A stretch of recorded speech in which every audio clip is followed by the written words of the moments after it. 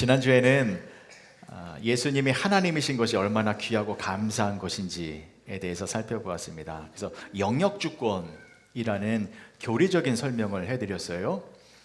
그리고 나서 오늘 본문의 내용이 이어지고 있는데, 오늘 본문에는 두 가지의 내용이 나와 있습니다. 하나는 서기관들의 교만한 모습이고, 다른 하나는 가난한 과부가 전 재산을 헌금한 그런 내용입니다. 자, 이 두 가지 이야기의 깊은 의미를 알기 위해서는 오늘도 교리 설명을 조금 해야겠습니다. 이 두 가지의 내용 여러분들이 이미 알고 계실 거예요. 그리고 또 어떤 의미인지도 어느 정도 알고 계실 것입니다. 교만한 서기관들을 피해야 하고, 또 가난한 이 과부가 헌금을 정성껏 드렸는데 그러한 모습을 우리가 본받아야 한다라는 것으로 우리가 알고 있을 텐데, 조금 더 깊은 의미가 있습니다. 그래서 교리적인 설명을 먼저 드리고 오늘 본문의 내용을 말씀드리도록 하겠습니다. 장로교의 신학적 기초를 만든 사람이 잔 칼빈이지요. 잔 칼빈의 그의 신학의 핵심 사상이 무엇이냐면 하나님 주권입니다. 이 하나님 주권, 이것 때문에 제가 장로교 목사가 되었고요. 이 하나님 주권이 무엇이냐면, 이신론자들이 말하는 것처럼 하나님은 이 세상을 창조하신 후에 멀리서 구경만 하시는 분이 아니라, 하나님은 이 세상에 직접 개입하셔서 당신의 주권적인 능력으로 이 세상을 운행하고 계시다라는 것입니다. 근데 이 하나님 주권 사상은 조금 멀게 느껴지지요. 범위가 너무 광범위해요. 하나님께서 온 우주를 당신의 주권으로 다스리고 계시다라는 것이기 때문에, 그러면 우리 삶에 구체적으로 어떠한 영향을 미치고 있는 것인지, 여기에 대해서는 조금 실감이 나지 않을 수 있습니다. 자, 그래서 그 칼빈 신학의 계보를 이은 아브라함 카이퍼가 하나님 주권 사상을 조금 더 세분화해서 영역 주권을 말한 것이었죠. 영역 주권이 무엇이었습니까? 하나님 주권 사상이 전 우주적인 것이었다면, 영역 주권은 조금 더 구체적으로 세분화해서 이 세상의 다양한 영역들 을 하나님께서 주관하고 계시다. 세상뿐만이 아니라 개인의 다양한 영역들도 하나님께서 주관하고 계시다라는 것입니다. 그런데 이 영역 주권도 조금 멀게 느껴질 거예요. 이 영역이라는 것도 범위가 넓기 때문입니다. 정치적인 영역 얼마나 넓습니까? 경제, 사회, 국방, 외교, 스포츠, 예술, 영역이 너무 넓어요. 또 우리 각 개인의 상황도 그렇죠. 기쁨의 영역, 슬픔의 영역 너무 넓어요. 젊음의 영역, 노년기의 영역 너무 넓어요. 그래서 좀 더 범위를 좁혀서 지금 이 순간 내가 밥을 먹고 설거지를 하고 빨래를 하고 청소를 하고 책을 보고 영화를 보고 운전을 하고 일을 하는 지금 이 순간 하나님의 주권적인 영역이 나에게 어떻게 임하고 있는지, 그것을 설명하기 위하여 알버트 월터스가 쓴 창조, 타락, 구속이라는 책이 나오게 된 겁니다. 제가 책 장사는 아닙니다. 지난주부터 책 소개를 하고 있는데 책 장사는 아니고요. 장로교의 교리의 계보가 어떻게 이어지고 있는지, 특별히 하나님 주권 사상이 어떻게 이어지고 있는지를 설명드리고 있는 것인데, 다시 한번 정리해보면 칼빈의 하나님 주권 사상이 기본이고 출발점입니다. 근데 너무 범위가 넓어요.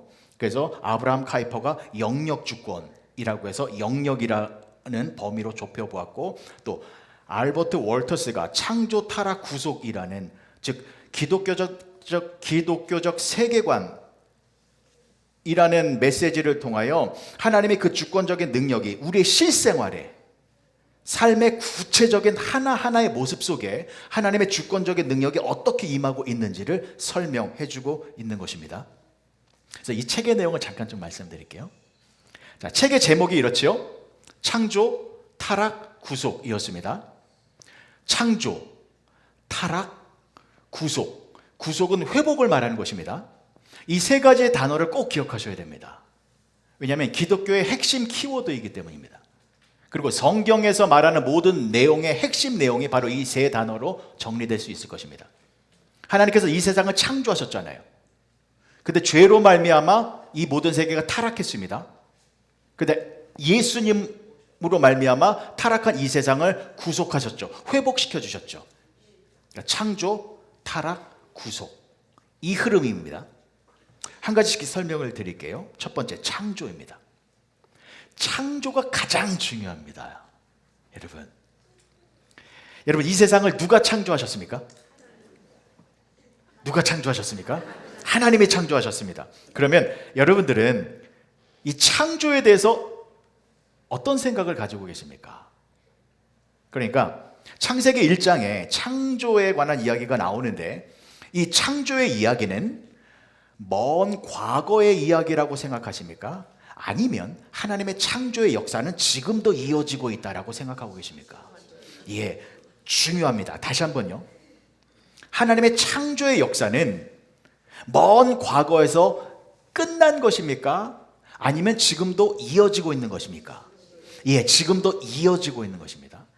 하나님의 창조의 역사는 지금도 그 창조의 효력을 유지하고 있습니다. 굉장히 중요한 겁니다. 창조가 무엇이었습니까? 없는 것에서 있는 것을 만든 것입니다.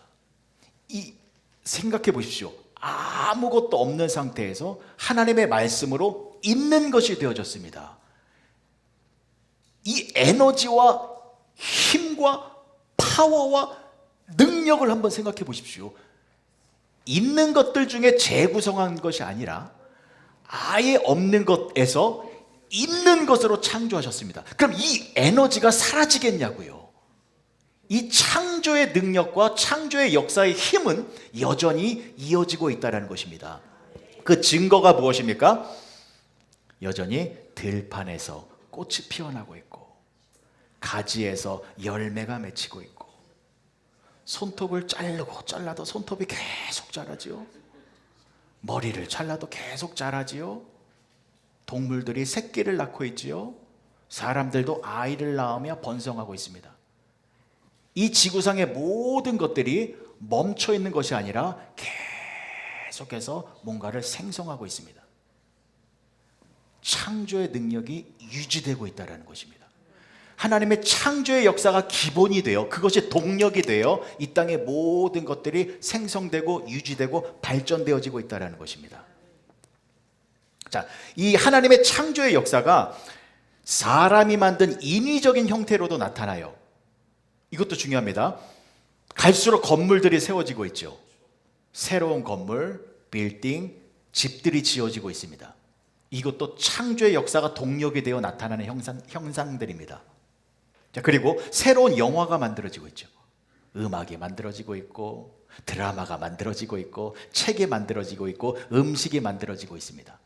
모든 새롭게 만들어지는 것은 하나님의 창조의 역사가 기반이 되고 있다는 것입니다.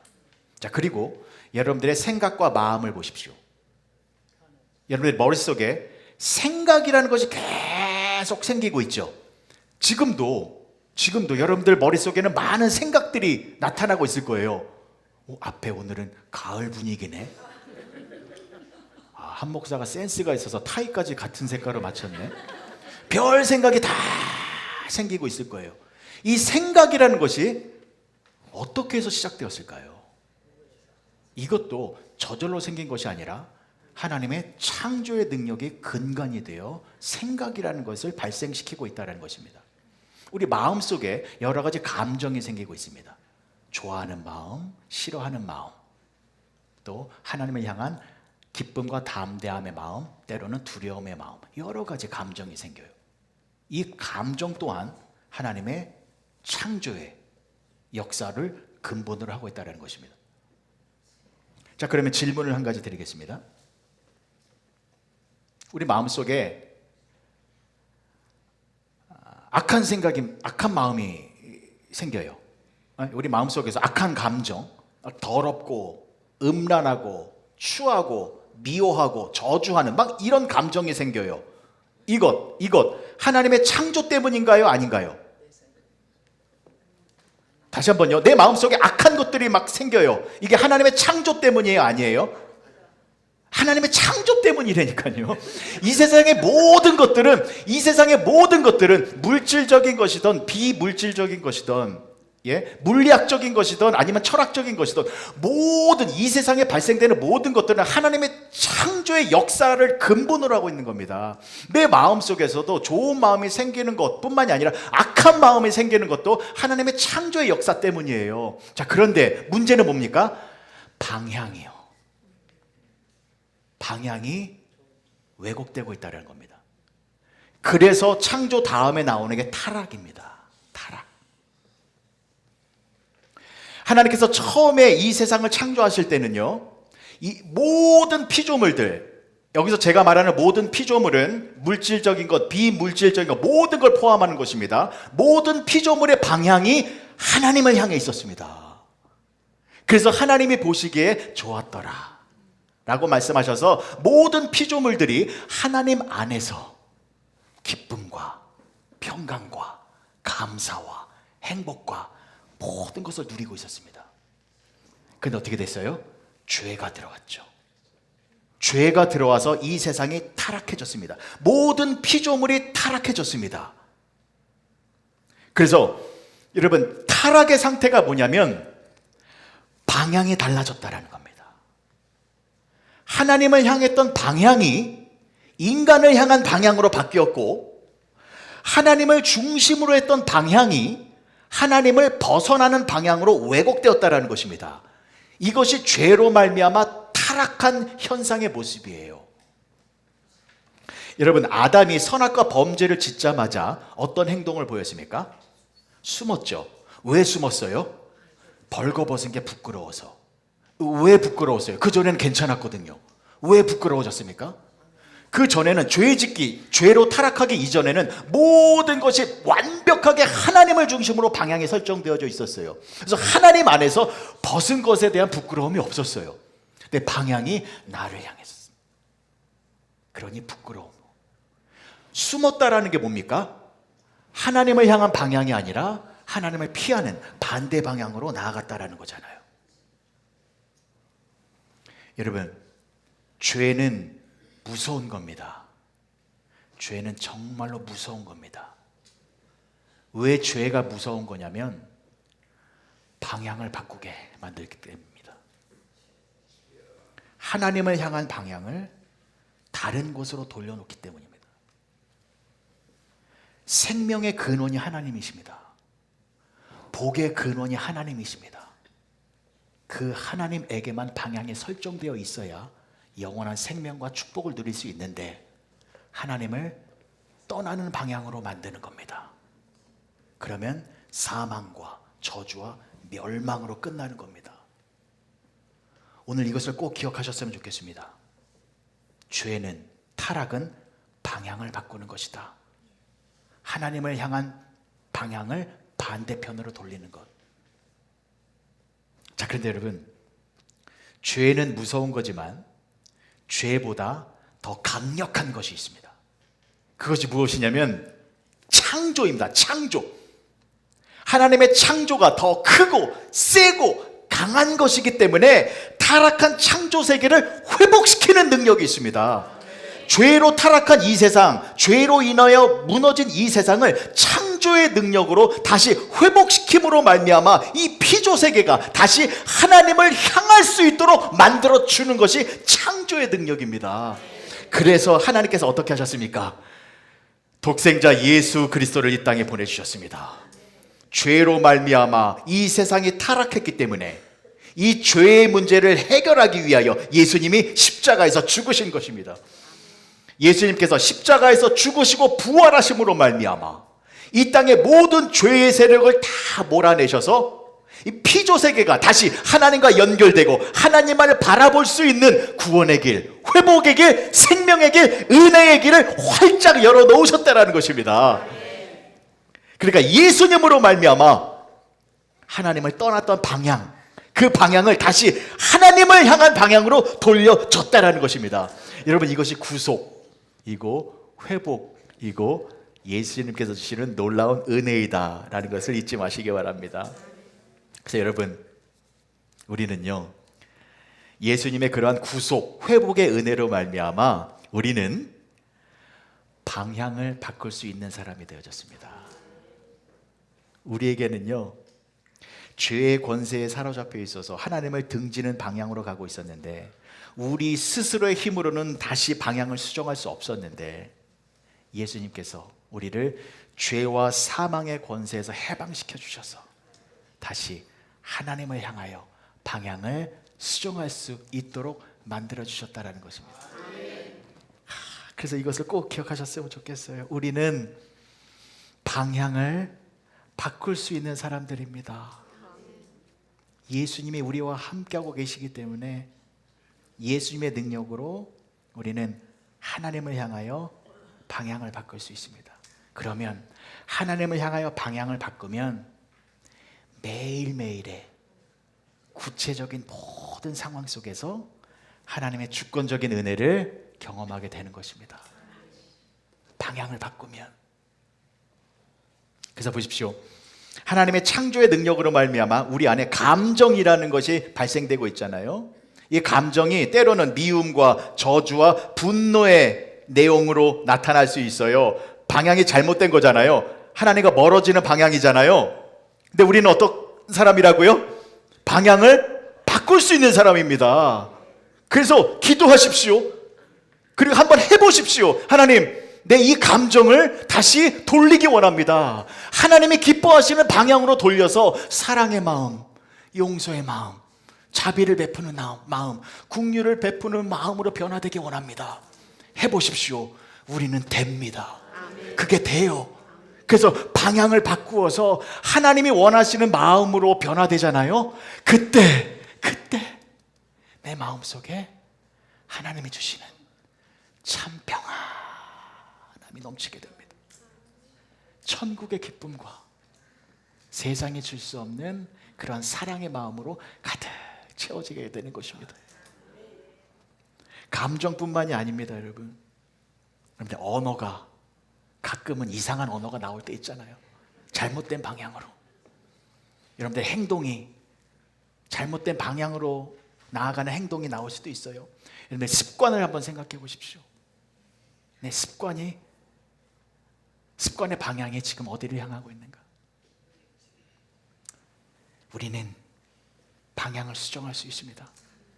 우리의 언어와 행동과 모든 것을 하나님의 기쁨을 위하여 방향을 수정할 수 있어요. 그래서 로마서 12장 2절의 말씀이 나오는 겁니다. 너희는 이 세대를 본받지 말고 오직 마음을 새롭게 함으로 변화를 받아 하나님의 선하시고 기뻐하시고 온전하신 뜻이 무엇인지 분별하도록 하라. 이 세대를 본받지 말래요. 이 세대를 본받지 말라라는 것은 하나님을 떠나는 방향으로 가면 안 된다라는 것입니다. 마음을 새롭게 하라는 겁니다. 마음을 새롭게 하여 하나님의 온전한 뜻이 무엇인지 늘 분별하여 하나님께서 기뻐하시는 그런 행동을 해야 되는데 우리는 그런 행동을 할 수 있다는 것입니다. 그런 행동을 하게 되면 참다운 기쁨을 누리게 되어진다는 것이죠. 그리고요, 고린도전서 10장 31절 말씀 보실까요? 그런즉 너희가 먹든지 마시든지 무엇을 하든지 다 하나님의 영광을 위하여 하라. 아멘 하십시오. 먹든지 마시든지 무엇을 하든지 누구를 위하여? 하나님의 영광을 위하여. 방향을 바꾸라라는 겁니다. 먹든지 마시든지 무엇을 하든지 무슨 뜻입니까? 내 삶의 모든 순간이잖아요. 내 삶의 모든 순간 속에서 내가 방향을 하나님께로 바꾸어서 하나님이 기뻐하시는 일들을 행하게 되면 내 순간 모든 상황 속에서 하나님이 주시는 주권적 능력의 은혜와 사랑을 경험하게 된다는 것입니다. 자, 그런데 오늘 본문의 말씀은 무엇입니까? 서기관의 모습을 먼저 볼게요. 마가복음 12장 38절에서 40절입니다. 예수께서 가르치실 때에 이르시되 긴 옷을 입고 다니는 것과 시장에서 문안받는 것과 회당의 높은 자리와 잔치의 윗자리를 원하는 서기관들을 삼가라. 그들은 과부의 가산을 삼키며 외식으로 길게 기도하는 자니 그 받는 판결이 더욱 중하리라 하시니라. 서기관들은 긴 옷을 입고 다닌대요. 긴 옷이 무슨 뜻이냐면 화려한 옷입니다. 그리고 시장에서 문안받는 걸 좋아한대요. 안녕하세요, 안녕하세요. 그래, 잘 지내죠? 잘 지내죠? 회당에서 높은 자리, 잔치 자리에서 윗자리. 방향이 어디입니까? 서기관을 바라보는 자리, 하나님을 바라보는 자리가 아니라 서기관, 자신을 바라보는, 자신을 높이는 그러한 방향으로 만드는 삶을 살았다라는 것이죠. 죄악된 모습입니다. 이것이 타락한 모습이다라는 것입니다. 그러니까 지금 예수님께서 말씀하시는 것은 방향을 말씀해 주고 계시는 것입니다. 하나님을 향한 방향으로 있느냐, 사람을 향한 방향으로 있느냐. 반면에 두 번째 이야기, 가난한 과부의 모습을 보십시오. 41절에서 44절입니다. 예수께서 헌금함을 대하여 앉으사 무리가 어떻게 헌금함에 돈 넣는가를 보실세 여러 부자는 많이 넣는데 한 가난한 과부는 와서 두 렙돈 곧 한 고드란트를 넣는지라.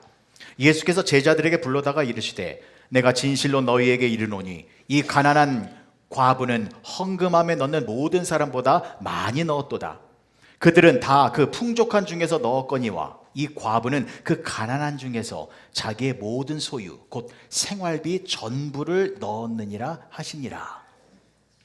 가난한 과부가요, 두 렙돈을 헌금했대요. 두 렙돈은 지금으로 2센트 정도예요. 너무 적은 금액이죠. 그런데 예수님께서는 뭐라고 말씀하셨습니까? 이 여인이 드린 헌금이 다른 사람이 드린 헌금보다 가장 많이 넣었다라는 것입니다. 왜냐하면 이 여인은 자신의 소유, 생활비 전부를 넣었기 때문이다라는 것입니다. 자, 그런데 이 말씀을 오해하시면 안 됩니다. 이 여인처럼 여러분들의 생활비 전부를 헌금으로 드려야 하나님이 기뻐하시다라는 것 절대로 아닙니다. 교회에서 여러분들의 재정적인 상황에 피해를 줄 정도로 헌금을 강요하는 교회가 있다면 건강한 교회 아닙니다. 나쁜 교회입니다. 여기서 생활비 전부를 드렸다라는 것은 물질의 양을 말하는 것이 아닙니다. 마음의 양을 말하는 것입니다. 이 여인은 마음의 전부를 드린 겁니다. 내 생활비 전부, 즉 내 마음의 모든 것을 드렸다라는 것은 오직 방향이 하나님에게만 전폭적으로 설정되어졌다는 것입니다. 그러니까 예수님께서 지금도 방향을 알려주고 계시는 것입니다. 지금 너희들의 신앙의 모습이 지금 방향이 어디로 향하고 있는가 점검해 보라는 것입니다. 나의 이익과 나의 배부름, 나의 계획, 나의 높음을 위하여 방향이 설정되어 있는지, 아니면 나의 전부를 드릴 수 있을 정도로 나의 온 마음을 하나님께로 방향이 설정되어져 있는지.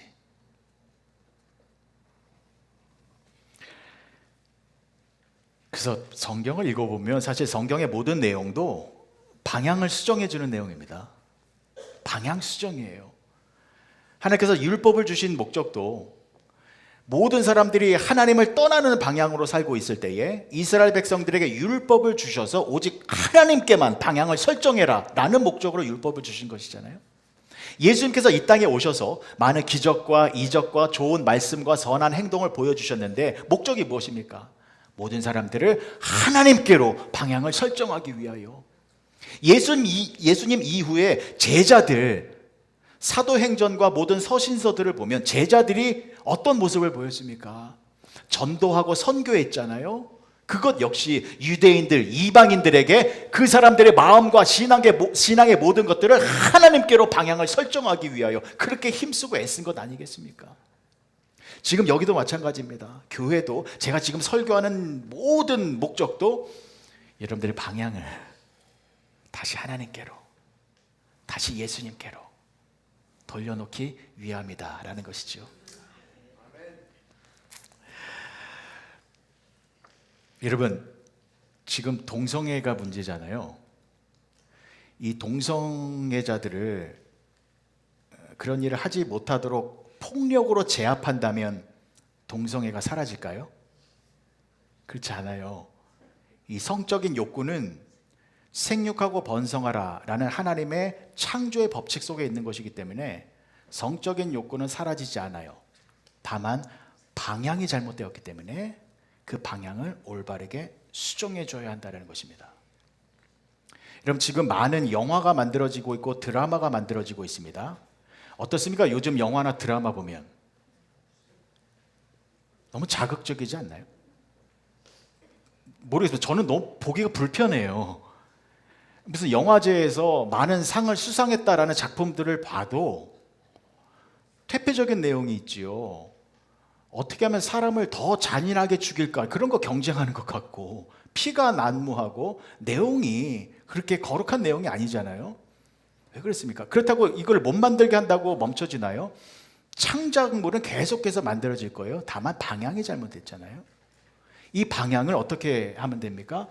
하나님을 향한 방향으로 돌리면, 여러분, 하나님을 향한 방향으로 맞춰져서 만들어진 예술 작품이 얼마나 아름답고 숭고한 것인지 알고 계시지요? 인간이 만들어내는 모든 창작물들도 하나님을 향하여 방향이 잡혀 있으면 굉장한 작품들이 나옵니다. 여러분, 영화 배너 보셨나요? 배너는 꼭 한번 보셔야 됩니다. 배너의 주된 스토리가 어떤 스토리입니까? 헐리우드에서 만든 영화입니다만 이것은 방향이 하나님께로 정해져 있어서 하나님의 영광을 드러내고자 만든 영화거든요. 자, 찰스 헤스턴이 유다 배너 역할을 맡았죠. 유다 배너가 절친이었던 누구였죠? 메셀라가 있었는데, 이 메셀라가 로마의 장군이 되어서 돌아왔잖아요. 근데 장군이 되어서 그런지 아주 악해졌어요, 이 친구가. 그래서 유다 집안을 풍비박산 만들었잖아요. 그래서 어머니와 여동생이 쫓겨나가고 결국에는 문둥병에 걸려서 동굴에서 살고 있고, 자신도 노예로 팔려가서 엄청난 고생을 했잖아요. 그래서 이 유다의 마음에 복수심, 증오, 내가 저 메셀라를 죽이고 말 테다, 이 불과 같은 이 증오가 나왔잖아요. 지금 감정이 생겼는데 방향이 잘못됐잖아요. 그래서 막 전차부대 씬이 나오고 굉장히 화려한 모습이 나오죠. 자, 그런데 배너 영화의 주된 주제가 뭐냐면, 이 유다의 불과 같은 분노, 증오, 이것이 어떻게 해서 사라졌느냐라는 겁니다. 어떻게 해서 사라졌습니까? 예수님 때문에 사라졌잖아요. 자기가 너무 힘들어했을 때 지나가던 예수님이 자신에게 물을 주었습니다. 그리고 나중에 회복되어졌고 예수님이 골고다 언덕으로 향하고 계실 때에 예수님에게 자기가 다시 물을 드리려고 했었던 모습이 나오고, 십자가에서 죄인들을 향하여 용서하시는 그 예수님의 모습을 보자 이 유다의 마음에 그 증오가 가라앉고 다시 방향이 바뀌어져서 하나님을 향한 방향이 바뀌어져서 용서와 기쁨과 평화의 마음으로 변화되어졌잖아요. 그게 배너잖아요. 예수님으로 말미암아 방향이 바뀌어졌다는 것입니다. 영화에서도 그걸 알려주고 있어요. 그래서 이 영화가 지금까지 위대한 명작으로 칭송을 받고 있는 것 아니겠습니까? 여러분, 예수님은 방향을 바꿔주시는 분이십니다. 말씀을 정리하겠습니다. 장로교 교리의 핵심은 하나님 주권 사상입니다. 하나님 주권 사상은 하나님께서 온 우주를 다스리고 계시다라는 것입니다. 이것을 영역 주권으로 조금 범위를 좁혀서 우리의 다양한 영역을 하나님께서 다스리고 계시다라는 것입니다. 자, 그런데 이 영역 주권도 우리가 감이 안 올 때가 있습니다. 이런 거죠. 여러분, 지금 경제적으로 어려운 상황의 영역 속에 계시죠. 근데 제가 지난주에 뭐라고 말씀드렸냐면, 여러분들의 그 영역을 하나님이신 예수님께서 다스리고 주관하시기 때문에 그 영역을 새롭게 변화시켜 주실 것입니다 라고 했더니 여러분들이 아멘 하셨어요. 근데 저는 알아요. 말만 아멘이지. 왜냐하면 여러분들의 경제적으로 어려운 상황의 그 영역이 변화되셨나요? 그대로잖아요. 아멘 했으면 로또가 당첨된다거나 아니면 뭐 잭팟이 터진다거나 변화돼야 되잖아요. 아멘은 했는데 상황은 변하지 않았어요. 여러분들, 질병의 상황, 그 영역을 분명히 하나님이신 예수님이 다스리시고 주관하고 계실 텐데 아멘 했는데 질병의 상황, 여러분들 가정의 어려움의 상황, 자녀의 어려움의 상황 변하셨나요? 그대로잖아요. 그래서 때로는 원망이 나오는 겁니다.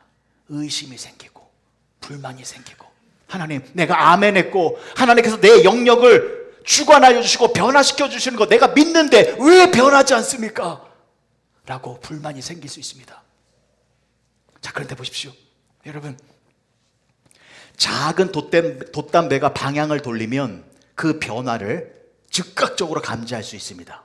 그렇죠? 금방금방 느껴요. 그런데 거대한 항공모함이나 어마어마한 크기의 크루즈 선박이 천천히 방향을 움직이면 그 안에 있는 사람은 움직임을 느낍니까? 못 느낍니까? 못 느껴요. 하나님은 여러분들의 인생을 움직이고 계십니다. 여러분들의 인생 전체를, 주권자이신 하나님이 여러분들의 인생 처음과 마지막을 주관하시면서 여러분들의 인생을 축복의 상황으로, 생명의 길로, 믿음의 길로 천천히 움직이고 계십니다. 우리가 그 움직임을 느끼지 못하고 있을 뿐입니다. 하나님은 지금도 저와 여러분들을 축복의 길로 움직이고 계십니다. 근데 보십시오. 이 움직임을 우리가 감지할 수 있다면, 이것을 우리가 느낄 수 있다면 우리는 매일매일이 기쁘고 즐겁고 평안하고, 그렇죠? 그 축복의 생활이 되는 것 아니겠습니까? 그래서 어떻게 해야 돼요? 방향이 중요하다는 것입니다.